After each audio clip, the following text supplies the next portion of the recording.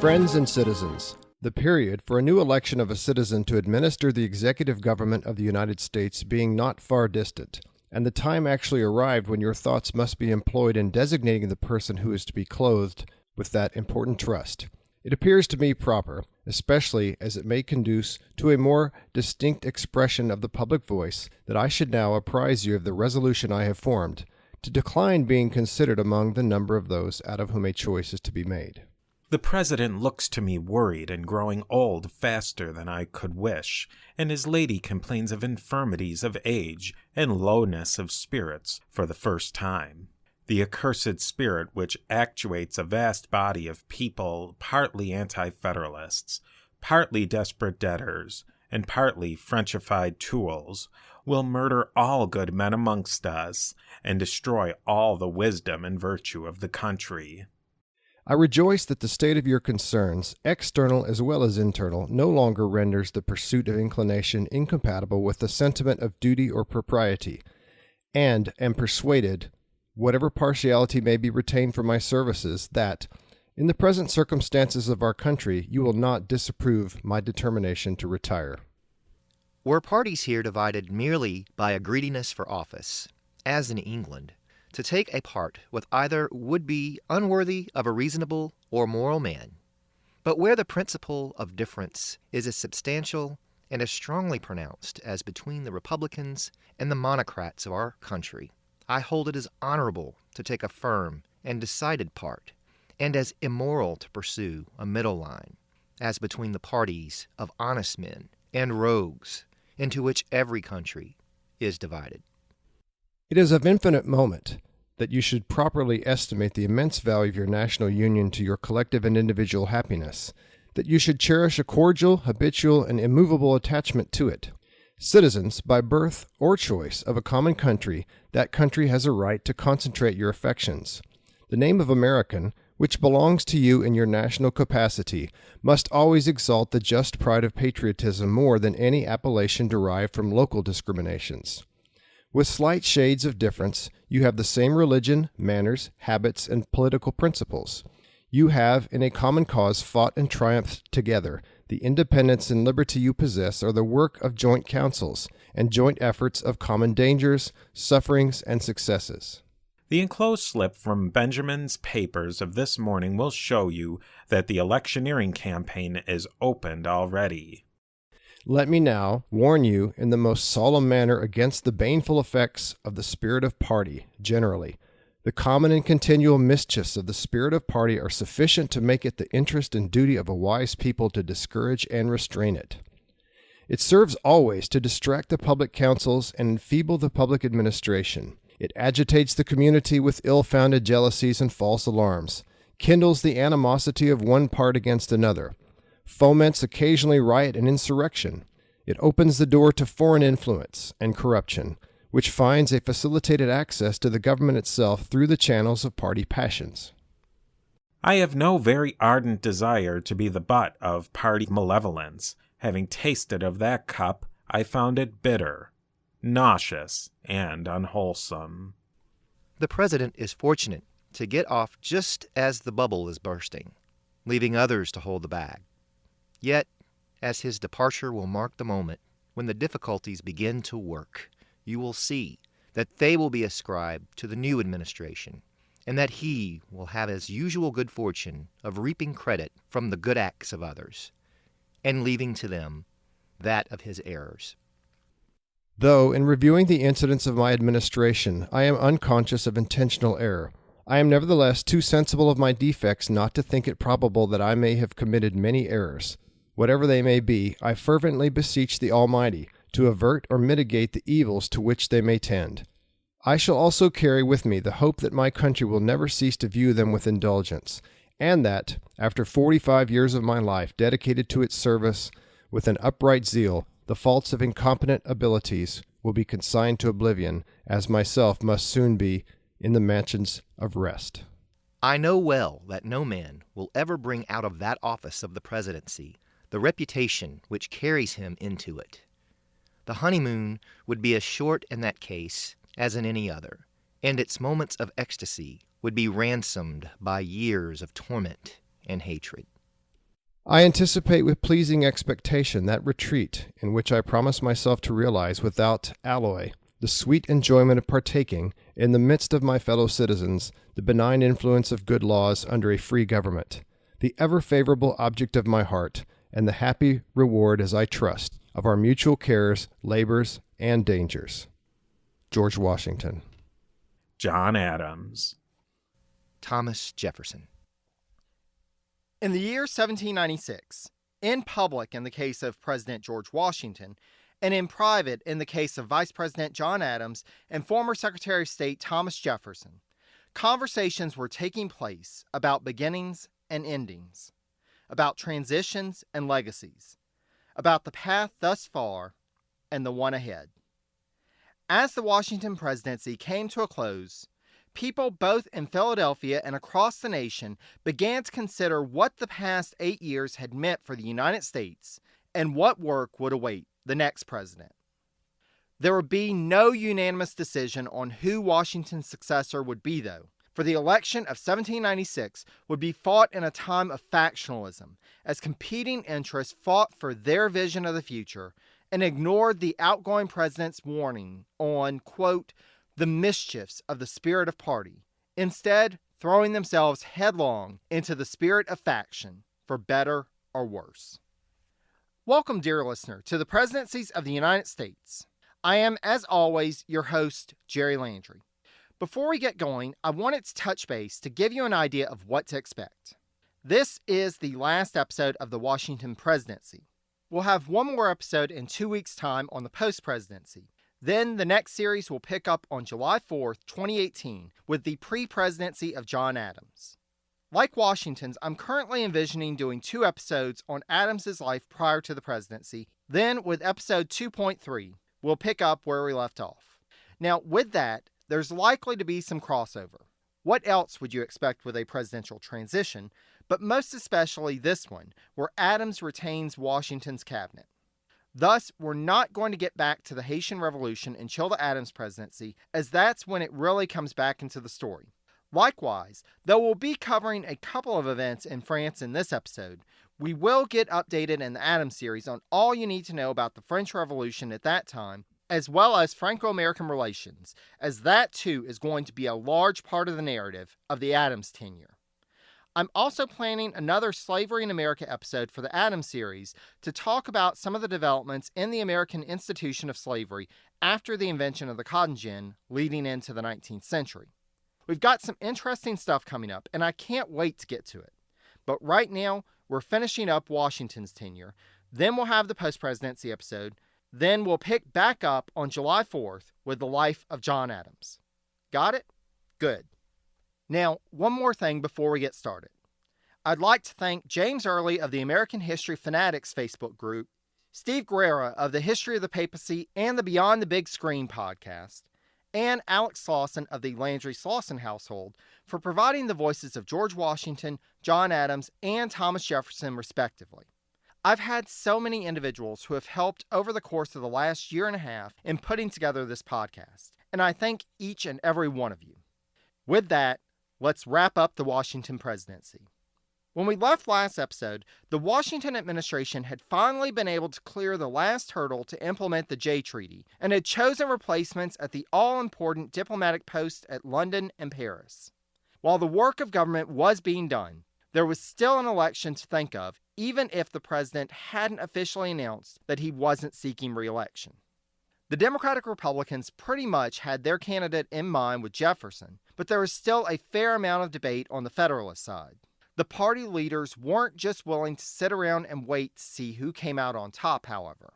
As noted by historian Jeffrey Paisley, quote, Hamilton was looking especially for a Southerner who might be able to take votes away from Jefferson. He had a couple of folks in mind. First, the name recognition of Patrick Henry drew Hamilton's attention. Not only did Henry have a positive reputation nationally, but he had also not been involved in national government. He had managed to avoid the political infighting that could be used to attack candidates like Jay, Jefferson, and even Adams. They could frame it as another American Cincinnatus being called out of the proverbial fields to serve his nation. John Marshall of Virginia was assigned the task of sounding out Henry, but Henry, due to, quote, his relatively advanced age and some festering ethical issues regarding public land purchases, along with, of course, having witnessed the attacks that had been lodged against Washington, was reluctant. By mid-May, Hamilton's attentions had turned elsewhere. There was one guy who had recently negotiated a highly popular treaty that might be worth looking at: Thomas Pinckney of South Carolina. As noted by Paisley, quote, as an old soldier and leader of men, a war hero who had done time as a British prisoner of war, Pinckney far more obviously fit the image of presidential leadership Hamilton was trying to project in his drafts of Washington's farewell address. Pinckney may have been no George Washington, but he was considerably closer than the portly, querulous attorney from Braintree. Hey there! Are you interested in building your brand, whether it's personal, startup, or corporate, and developing your leadership skills? On Mentor Dialogue, come join me, Mentor Dial, as I interview some of the world's most interesting personalities, entrepreneurs, business people, and authors. I'm proud that this podcast, which is available through all your favorite podcast services, is part of the Evergreen Podcast Network. Check out the Mentor Dialogue show on leadership, transformation, and brand strategy, where you'll get stimulating conversations that elevate your energy and spark change. Speaking of that farewell address, Washington returned to Philadelphia to confer with Thomas Pinckney's brother, the new U.S. Minister to France Charles Cotesworth Pinckney, in September prior to his departure for France. And this return to the capital allowed him to meet with his cabinet to reveal his intentions and make arrangements for the publication of his farewell address, which was published in the American Daily Advertiser on September 19, 1796. The choice of the Daily Advertiser was a strategic one for Washington, for, as pointed out by Paisley in his examination of the election of 1796, quote, it was much less politicized than the paper often considered Hamilton's mouthpiece, the Gazette of the United States, and hence much more trusted by Republicans and neutral parties as well. Washington worked with the editor, David Claypool, closely on the publication, going so far as to, quote, specify the type size and font style to be used. As a final bit of stagecraft, on the day that the issue of the Daily Advertiser hit Philadelphia, Washington was in a carriage headed back to Mount Vernon. Ron Chernow, in his analysis of the document, concludes that it was meant to have a, quote, unifying spirit. And indeed, so much in the planning suggests just that. Get your grains of salt ready, as I'm planning to throw in my 2 cents. Taking into account everything I've read about the farewell address over the years, though it does take a more partisan stance than Washington had taken at any other point in his presidency, I believe that he intended it to be his last stab at solidifying a nonpartisan legacy. Besides Washington being mentally and emotionally exhausted by the presidency, I think that he looked at the situation and accurately concluded that the office for the foreseeable future would be unable to avoid getting involved in the factionalism that was on the rise in the nation. Were he to serve a third term, he would have to openly align with the Federalists, and like so many examples in history, the great man would become yet just another man fighting amongst the rabble. Besides, the arguments to get him to stand for a second term in 1792 had been that he was the only man who could unify the nation. But in 1796, he looked at a nation more divided than ever. Perhaps he was not the man for the time. Perhaps somebody else might have better luck. Personally and professionally, I believe that Washington looked at the situation and concluded that he had done all he could, and that were the nation to sink or swim, there was little more that he could contribute besides a legacy and an example by which to follow. Anyway, that's my 2 cents. Take from it what you will. Now that, to use a 20th century metaphor, the bandage had been pulled off, the Federalists were free to talk openly about possible successors. But what about the other party? What was the main Democratic-Republican candidate, Thomas Jefferson, up to?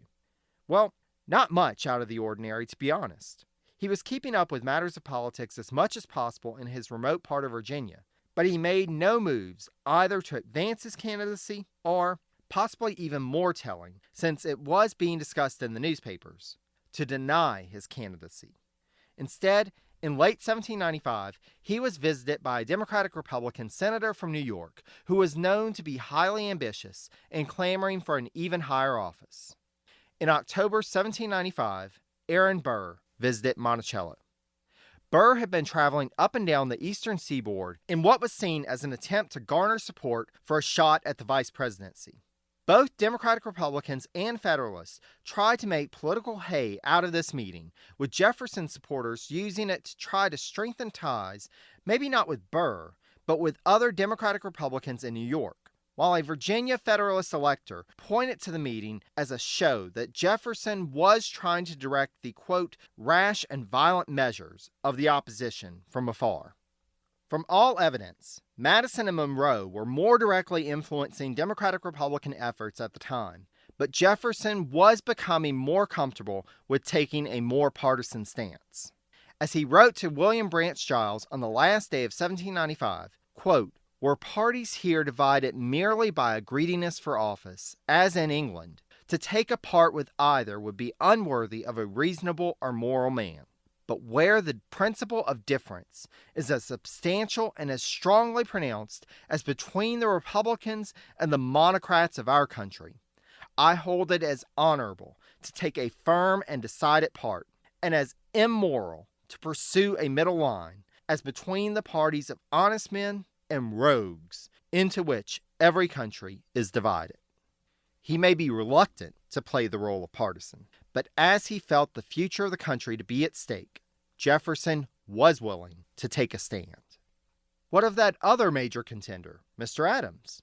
Though not publicly, Adams discussed the matter much more frankly in correspondence with his wife Abigail, and could not help but express a certain desire for the office, though of course claiming in mid-February 1796 that he really wished to, quote, retire before my constitution failed, before my memory failed, before my judgment failed, before I should grow peevish and fretful, irresolute, improvident.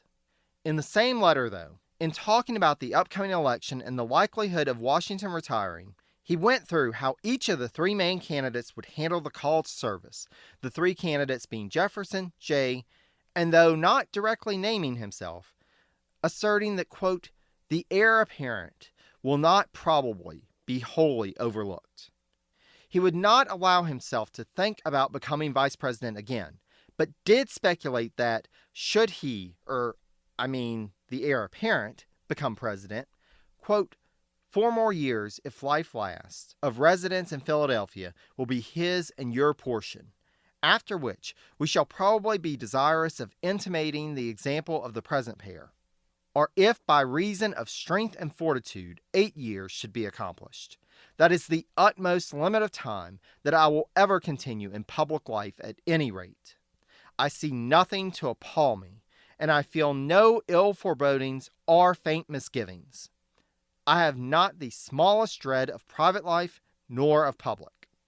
Washington himself seemed to have seen Adams as the heir apparent, as the vice president reported to his wife in late March of a dinner that he attended at the president's house, with Washington asking him to remain afterwards for the two to discuss public affairs. Quote, he detained me there till 9 o'clock, and was never more frank and open upon politics. I find his opinions and sentiments are more exactly like mine than I ever knew before, respecting England and France and our American parties. He gave me intimations enough that his reign would be very short. He repeated it 3 times at least, that this and that was of no consequence to him personally, as he had but a very little while to stay in his present situation. This must be a confidential secret. I have hinted it to no one here. Once the secret was out, though, the president started to prepare for his departure from public life. It would not be a smooth departure, however. As we've already discussed in episode 1.31, Washington was working to bring Ona Judge back into enslavement, but he was also dealing with public concerns.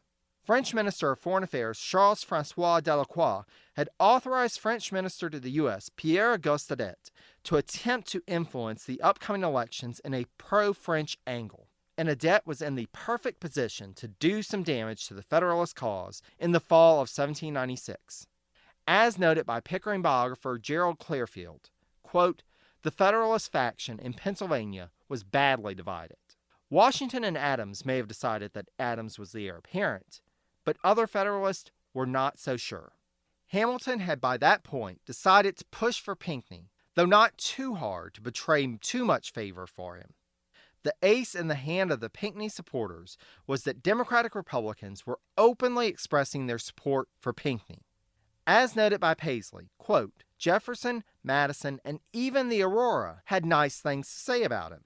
Hamilton and King seemed to have hoped that Pinckney's inexperience in national politics might make him someone they could more easily guide than Adams or Henry.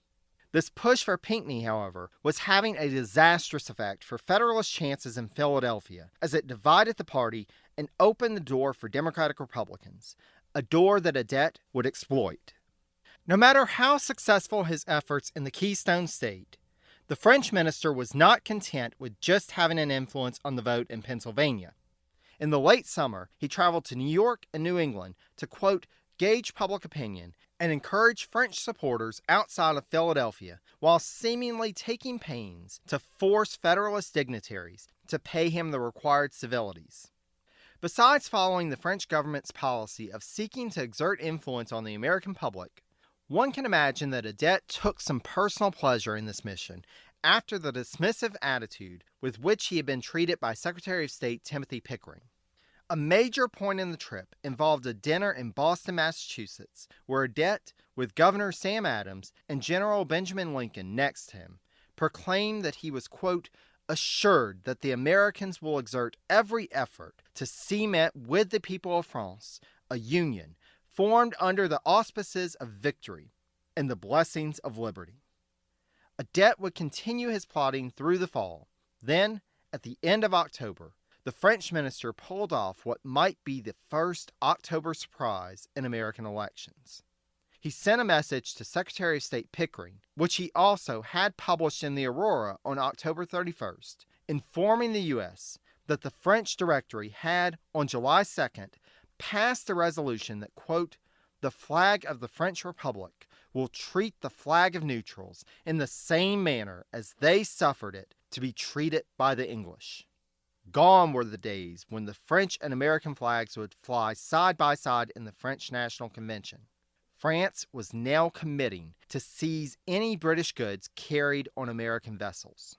Adet, in his letter, asserted that this action, which violated the Franco-American Treaty of 1778, was a matter of quote-unquote self-defense. He also pointed out that he had lodged numerous protests through official channels to Secretary of State Pickering, which had met with no response. A true statement.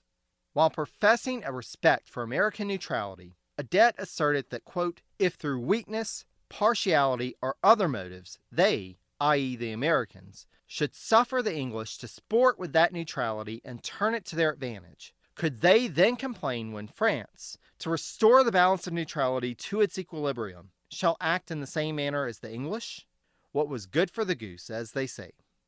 Washington returned to Philadelphia on October 31st, just as all of this was exploding onto the public arena, and the administration acted quickly to counter any ill effects that this bombshell letter may have. A response coming from Pickering was drafted on November 2nd and published in the Gazette of the United States on the 3rd. Again, from Pickering biographer Gerald Clairfield, quote, Washington's approval of it, i.e. Pickering's response, is perplexing, for the letter was completely out of keeping with the administration's policies. Basically, in the letter, Pickering outlined a few main points. First, he threw out the idea of freedom of the seas that had been a cornerstone of U.S. foreign policy since independence, and instead, quote, went so far as to suggest that the British interpretation of belligerent and neutral rights was that which was generally accepted in international law. Freedom of the seas, he asserted, was little more than a dream for the future. Then, moving to the Treaty of 1778, Pickering suggested that, by agreeing to the treaty, the French had given up the rights to seize British goods on American vessels, but that no treaty thus far had been concluded with the British in which they relinquished the same rights. As an extra insult to injury, with regards to the American negotiations in Britain in dealing with disputes between the two, Pickering asserted that, quote, as an independent nation, We were not bound to render an account to any other of the measures we deem proper for the protection of our own citizens. Basically, the letter was a thumb in France's nose. We'll do what we want, but hold you to account for everything that you agreed to previously. It was as undiplomatic as one could imagine, and it did little to help the Federalist cause in Pennsylvania. Though the statewide popular vote was razor thin, with only 125 votes on average given to Democratic-Republican electors than to Federalists, when the election was held on November 6th, Jefferson ended up winning 14 of the state's 15 electoral votes. So what of Washington? Why did he agree to such a rash and discordant response? Even Hamilton questioned it in a letter to Washington on November 5th. Quote, "I perceive in it nothing intrinsically exceptional, but something in the manner a little epigrammatical and sharp. It is all important to us, first, if possible, to avoid rupture with France.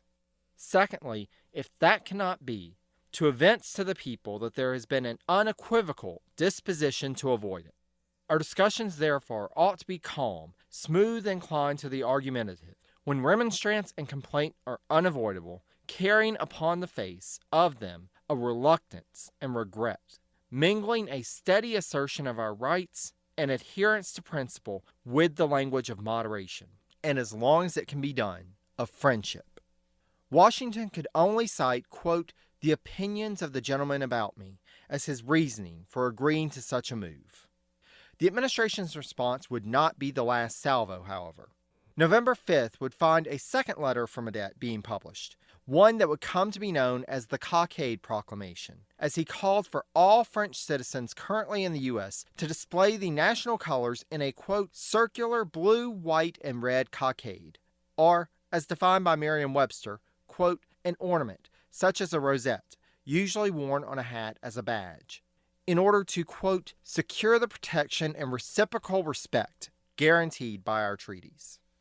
This was intended as a very public rebuke and reminder to the administration, and, more importantly, to the people, of the formerly warm relations between the world's two republics.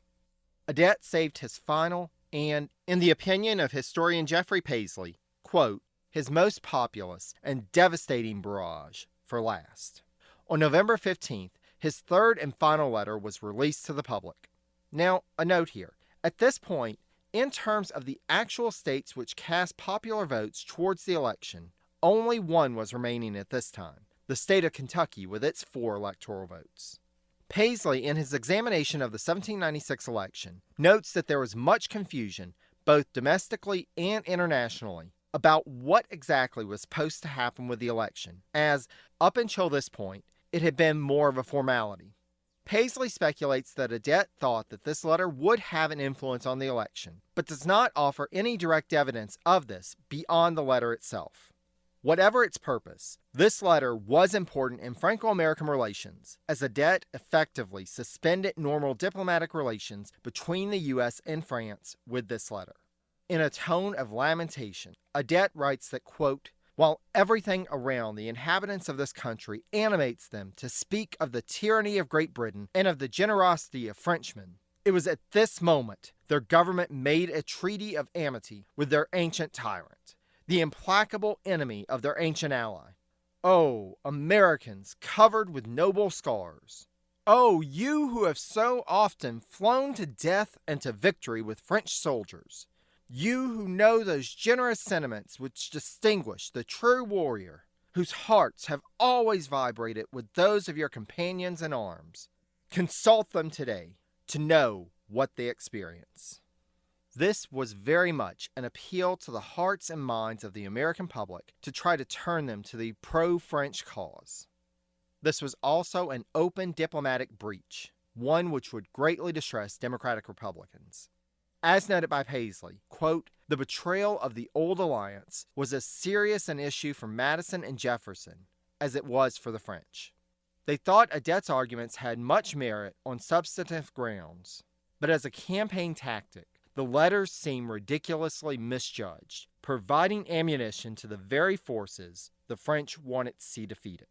As Representative Madison noted in a letter to Jefferson on December 5th, a debts letter of November 15th was, quote, working all the evil with which it is pregnant. Those who rejoice at its indiscretions and are taking advantage of them have the impudence to pretend that it is an electioneering maneuver and that the French government have been led to it by the opponents of the British treaty. By December, there was still much confusion as to who had actually won the presidential election. But in the midst of the partisan battles of his final year in office, President Washington's mind was also on personal issues.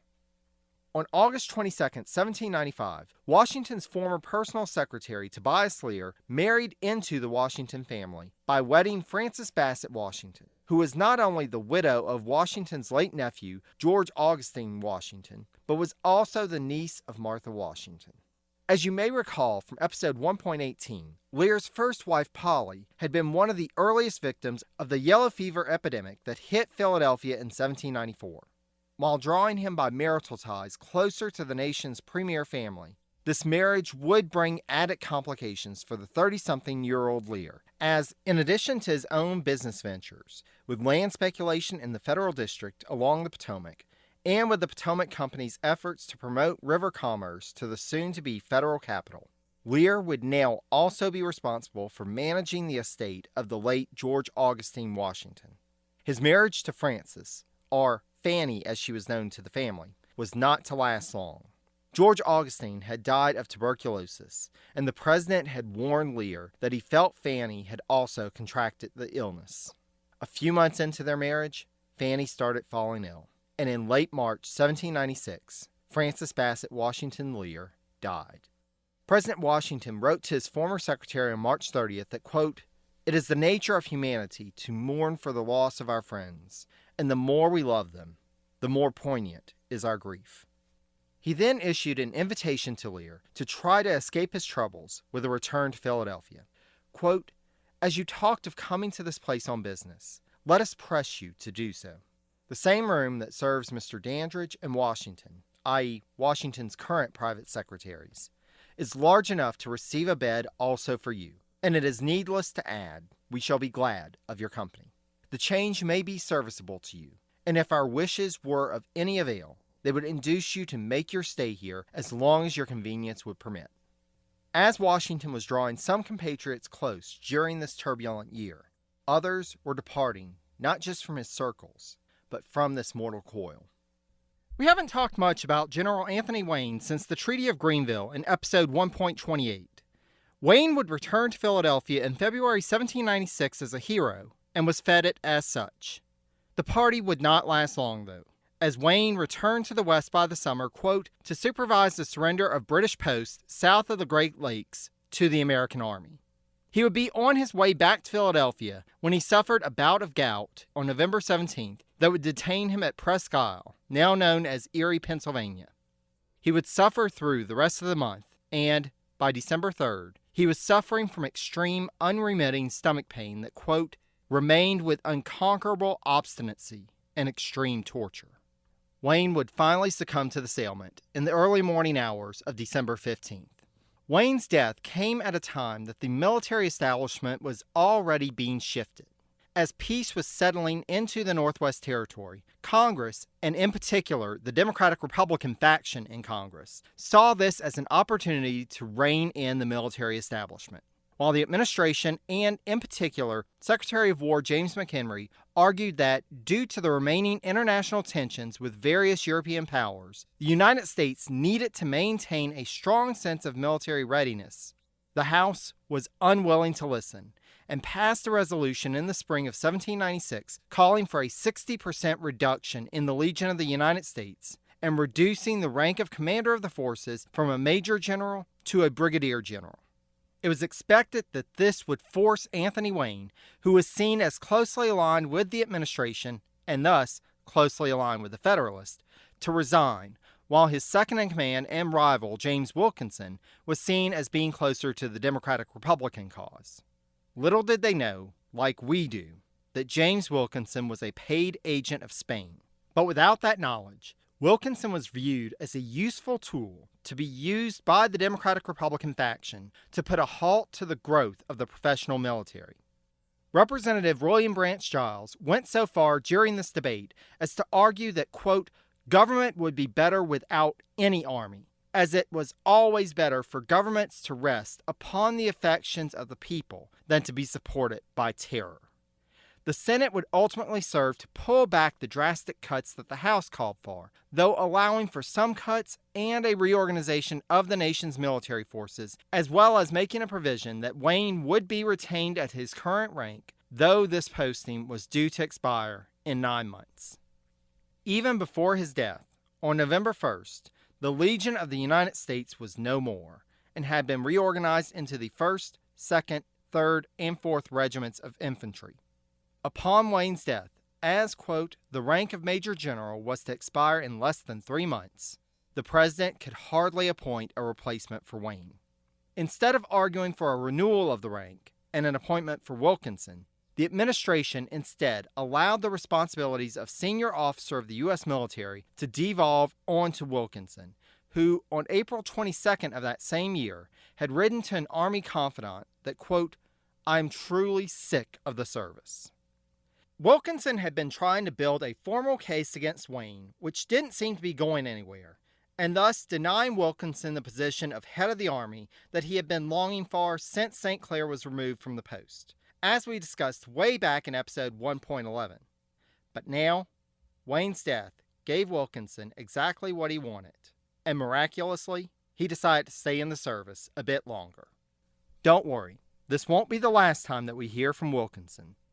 The partisan battles did not end with the military, however, as there was continued criticism of Washington appearing in print.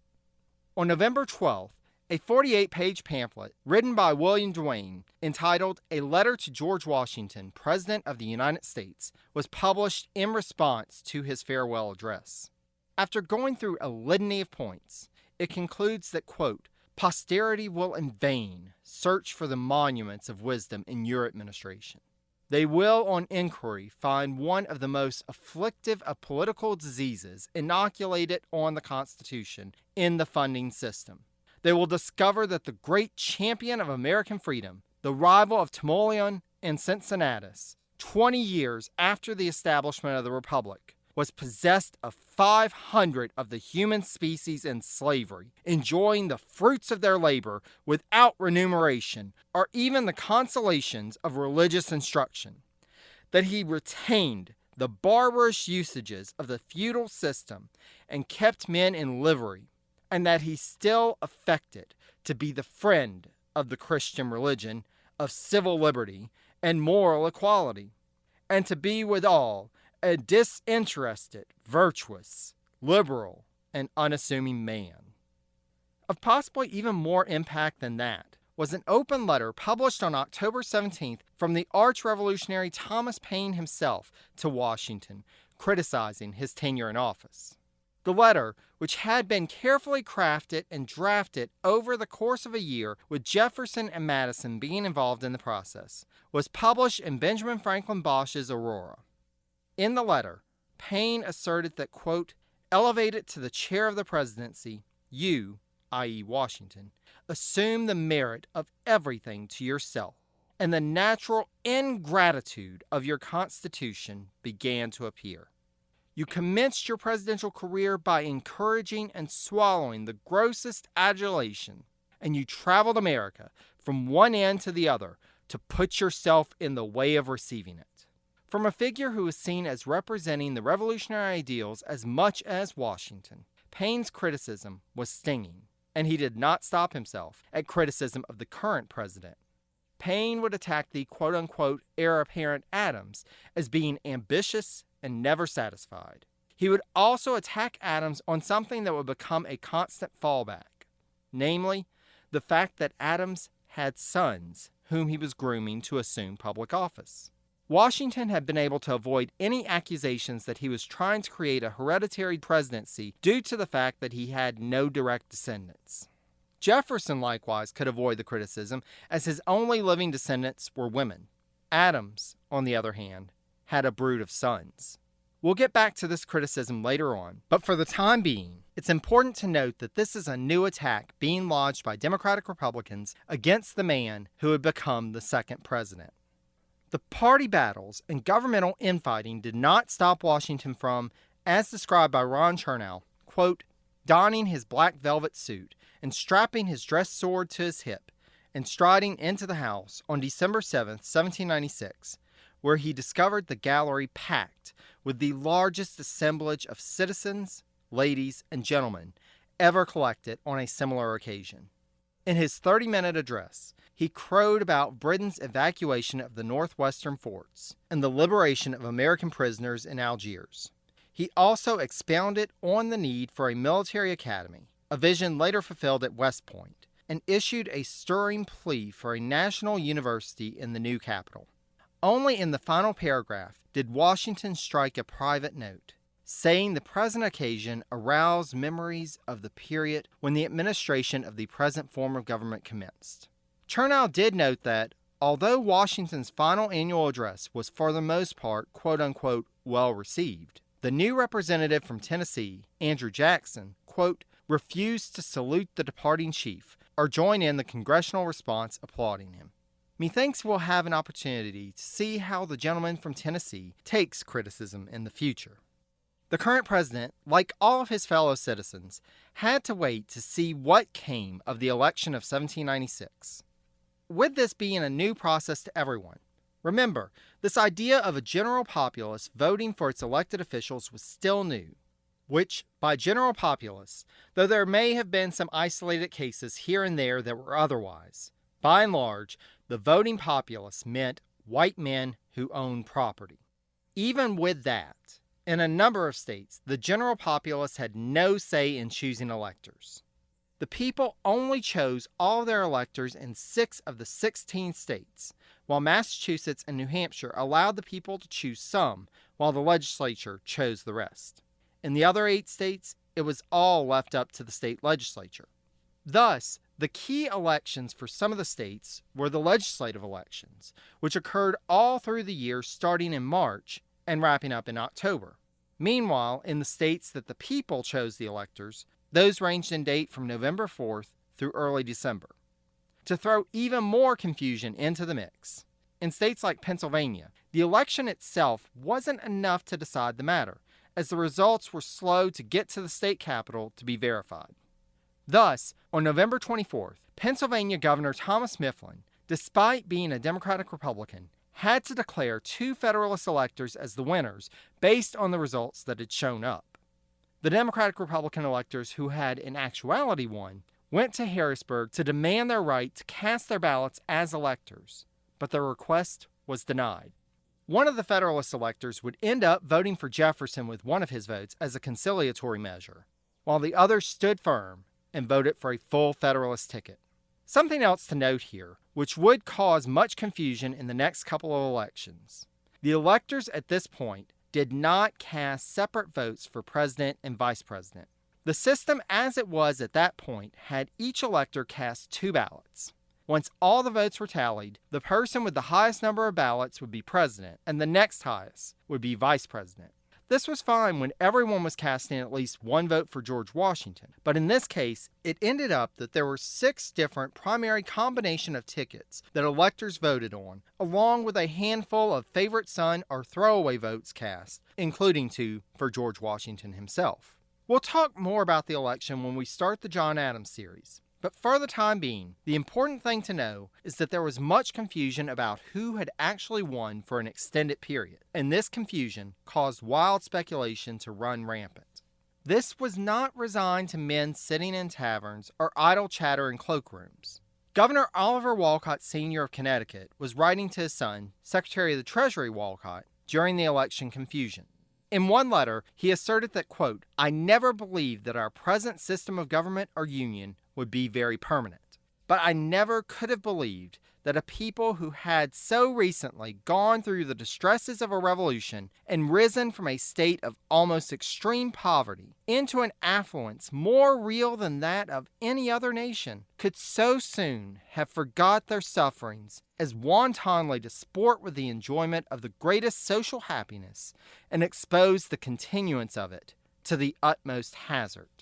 A few weeks later, he wrote that, quote, I know of no Southern character who can secure more than a small part of the confidence given to Washington in case of a war with France. And if the frenzy of the Southern states shall render a disunion, in that case we retire with more ease. Likewise, in late 1796, articles were being printed in New England papers that, quote, "We shall not be satisfied to have a president appointed by Negro representation only," referring to the 3/5 compromise that allowed states in which slavery was legal to count its slave population as 3/5 of a person for the purposes of representation in Congress and the Electoral College, and that due to, quote, "the moral and political sentiments and habits of the citizens of the Southern states, the states of the Union had already approached near to the era when they must be divided." To put this into context, this is 1796 and the first real presidential election. Fears of disunion are not restricted to 1860 or to the current era, 2018, as of this recording. This uncertainty would last until late December, when, as noted in Adams's letter to his wife Abigail on December 27th, he confided that it appeared that, quote, "It is now certain that no man can have more electoral votes, and but one so many," to which he was referring to his old friend Jefferson, who he told Abigail, quote, "will be Daddy Vice." Adams also shared with her that, quote, "I know of no irregularity with the voting." Jefferson, for his part, wrote to Adams the next day from Monticello that, quote, "The public and the public papers have been much occupied lately in placing us in a point of opposition to each other. I trust with confidence that less of it has been felt by ourselves personally.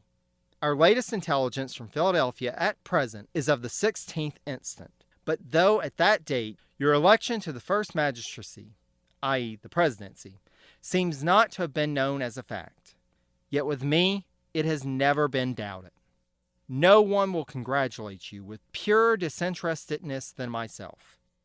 Though in the course of our voyage through life, various little incidents have happened or been contrived to separate us, I retain still for you the solid esteem of the moments when we were working for our independence, and sentiments of respect and affectionate attachment.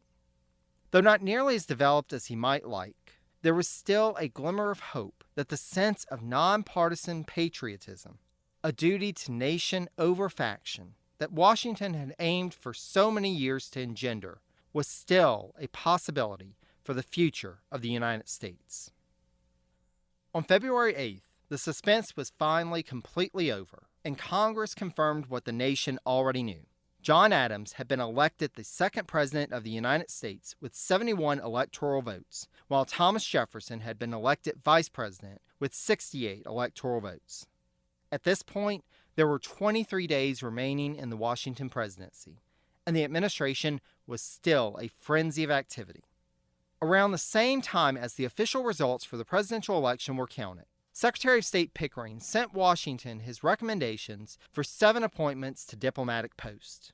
The previous month, Washington had sent a special message to Congress on January 19th in response to French Minister Adet's various charges, in which he provided Congress with, quote, "a collection of letters and papers relating to Adet's complaints and how the administration had answered them, as well as the State Department's instructions to the new U.S. Minister to France, Pinckney." In his brief message, Washington assured Congress that, quote, "the immediate object of his, Pinckney's, mission was to make to that government such explanations of the principles and conduct of our own as, by manifesting our good faith, might remove all jealousy and discontent, and maintain that harmony and good understanding with the French Republic which it has been my constant solicitude to preserve." The administration even sought to assist with arrangements for the upcoming inauguration, as Pickering on February 10th sent Washington a message asserting that though he would consult with Adams and the Senate, quote, "on the mode of notifying to Mr. Jefferson his election as vice president, he had found, quote, no part of the Constitution requiring that the vice president-elect should come to the seat of government to take the oath to support the Constitution of the U.S., which appears to be the only oath required of him. That oath may be administered by any one senator to the vice president." This shows just how new all of this was to everyone. As Jefferson was at that point not in the nation's capital, it seems that this was an attempt to get a just-in-case plan together in case Jefferson was not able to make arrangements to be in Philadelphia by March 4th. Likewise, Jefferson himself had consulted with the Constitution and reached the same conclusion as Pickering, that his physical presence in Philadelphia on March 4th was not required, as he noted in a letter to Representative Madison on January 30th. However, he decided that, quote, I shall come on to Philadelphia on the principle which had first determined me, respect to the public. I hope I shall be made a part of no ceremony whatever. I shall escape into the city as covertly as possible. If Governor Mifflin should show any symptoms of ceremony, pray contrive to parry them. I'll go ahead and add in my 2 cents about this, so get your grains of salt ready. It was clear that there would only be a minor role for the vice president in both the ceremony and the administration. So what was the purpose of Jefferson to be there? A less ambitious man would have let a senator come to him to administer the oath, but Jefferson had plans for the future. Thus, he wanted to make a point of being in the seat of power for this auspicious occasion to identify him as a national leader, but at the same time, further developing the image of the humble Jefferson, eschewing all forms of formality and ceremony in direct contrast to what he knew was likely for the farewell to Washington and for Adams's inauguration. That's my read on the situation, but take for it what you will. For the time being, let us turn away from Adams and Jefferson, as we shall have much more to say about them in the future. The final days of the Washington administration were not just all work. As noted by Ron Chernow, quote, like later presidents, he, Washington, endured an excruciating round of farewell parties, balls, dinners, and receptions. Though harassed by the final duties of public office, he seemed rejuvenated as the albatross was slowly lifted from his shoulders. The final huzzah for Washington was on the occasion of his 65th birthday on February 22nd.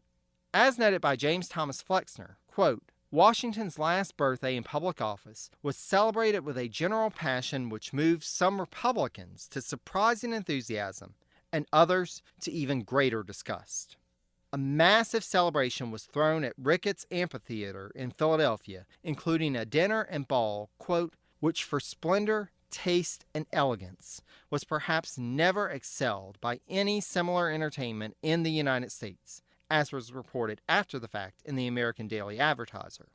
12,000 were reported to have attended the celebration, with some even being, quote, almost trampled to death in the rush for supper. President-elect Adams escorted in the First Lady, and then President Washington entered to waves of applause. As the festivities began, Washington and his wife Martha, quote, sat on a raised couch beneath a canopy and periodically descended to mill about with guests. Martha was reported to have been, quote, moved to tears with the mingled emotions of gratitude for such strong proofs of public regard and the new prospect of uninterrupted enjoyment of domestic life. As the day drew ever closer, there were still a few bits of personal business to take care of. Washington's first Secretary of War, Henry Knox, had written him a letter on January 15th asserting that he, quote, rejoiced at the near approach of your retirement. In it, I pray God that you may enjoy all the felicity of which the human condition is susceptible. The consciousness of having acted well would, under any circumstances, have elevated your soul above the peltings of storms raised by malice and envy. Though wishing his former commander well, Knox had bad news to share, as he reported the death of 3 of his children, including one named after Washington. Washington, in turn, would take time in the second-to-last full day of his tenure of office, March 2nd, to write to Knox that, as, quote, amongst the last acts of my political life, and before I go hence into retirement, profound will be the acknowledgment of your kind and affectionate letter. Offering his condolences for his family's loss, Washington also asserted that, quote, although the prospect of retirement is most grateful to my soul, and I have not a wish to mix again in the great world, or to partake in its politics, yet I'm not without my regrets at parting with, perhaps never more to meet, the few intimates whom I love. Among these, be assured, you are one. His last full day was spent signing the final bits of legislation from the Fourth Congress, which was wrapping up its term, and having a dinner with President-elect Adams, the cabinet, and foreign representatives. However, he also took time to write back to the former Speaker of the House of Representatives and current Lieutenant Governor of Connecticut, Jonathan Trumbull Jr., who had written to Washington on January 23rd, asserting that, quote, "My regrets you have long since known on the subject of your leaving the government, while the event was in contemplation only. Some of the consequences, which I have heretofore ventured to present to your view in contemplation, have already been experienced in the late hardly contested election for your successor. Would to heaven that this might be the only evil we shall have to encounter in this event. Circumstances, however, almost forbid us the hope." On the last full day of his presidency, Washington wrote to Trumbull that, quote, "I should be very unhappy if I thought my relinquishing the reins of government would produce any of the consequences which your fears forebode. In all free governments, contention in elections will take place, and whilst it is confined to our own citizens, it is not to be regretted, but severely indeed ought it to be reprobated when occasioned by foreign machinations. I trust, however, that the good sense of our countrymen will guard the public weal against this and every other innovation, and that although we may be a little wrong now and then, we shall return to the right path with more avidity. I can never believe that Providence, which has guided us so long and through such a labyrinth, will withdraw its protection at this crisis." While 1796 saw like-minded folks increasingly rallying together in factions, which at times threatened to break the greater ties of the United States apart, there was still one man headed into his retirement who felt that the groundwork he had laid in the past 8 years would be enough to carry the nation as a whole forward, even in its darkest days. Despite the threats of factionalism and foreign intervention, despite the harsh words being bandied back and forth and the animosity, despite the uncertainty in certain public issues, Washington was a man leaving office hopeful and optimistic for the future. I hope you'll join me next time as we take a look at Washington's post-presidency and the legacy that his presidency left. Special thanks to James Early, Steve Guerra, and Alex Lawson for their assistance with this episode's opening quotes. Check out the History of the Papacy and the Beyond the Big Screen podcast, and join the American History Fanatics group on Facebook if you haven't already. As for me, while I have attempted to be as detailed as possible about the Washington presidency, if you have any questions or anything more that you'd like to know, I would like to do a Q&A wrap-up episode. Please send any questions you may have to presidenciespodcast, all one word, @gmail.com, or you can send questions via Facebook, where I can be reached at facebook.com/presidencies, or via Twitter, where my handle is presidencies89. I cannot thank y'all enough for this opportunity to share the Washington presidency with all of you. From the first time that I studied the Washington presidency in depth and found so many interesting events and characters that aren't often spotlighted, I long for the opportunity to share them with others. And through your time and interest, I've been able to do just that. Thank you so much, and take care, dear friends. Until next time.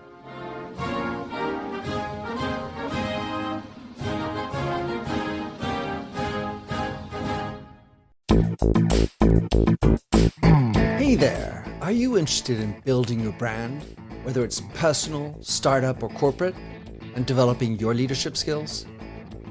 On Mentor Dialogue, come join me, Mentor Dial, as I interview some of the world's most interesting personalities, entrepreneurs, business people, and authors.